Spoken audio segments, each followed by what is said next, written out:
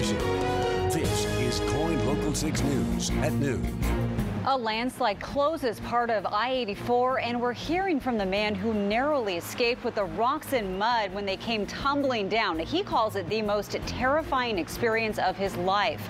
We have been following this developing story for you since last night. The eastbound lanes of that highway are shut down all the way to Troutdale. The slide is just west of Hood River, and that's where we sent Brent Weisberg to learn more about what happened. Brent? Jenny, good afternoon to you. We are standing along eastbound I-84 here near Hood River, and I can tell you ODOT is still working on trying to get this mess cleaned up. There is still a lot of work to be done here. Take a look behind me. You can see the debris field that is left behind after this rock slide. ODOT says that this hillside is still unstable, and they are still worried about other rock potentially coming down and possibly falling into the westbound lane. Now, I just talked with Daniel Koopman. He is the driver who survived this rock slide. It happened just before 7:30 last night along I-84, 1 mile west of Hood River. Daniel said he was on his way home from Salem last night when all of a sudden the hillside along I-84 gave way. You can see just how much damage was done to his car. It was destroyed. He says it was the scariest moment of his life. I asked him to describe what it was like when he saw the debris cloud coming down. He told me he had about a second to react. I remember the visceral calling out, and I make no bones about it. I was calling out to my maker.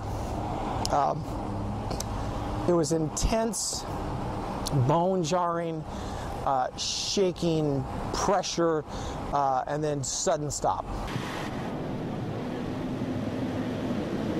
This is what the scene looked like earlier this morning. Again, ODOT's still on scene doing their assessments. They tell me 2,000 cubic yards of debris fell. Some of these boulders weigh thousands of pounds. They say this stretch of eastbound I-84 from Troutdale to Hood River will be closed throughout the entire day. The geologist here on scene told me this is much worse than they originally thought.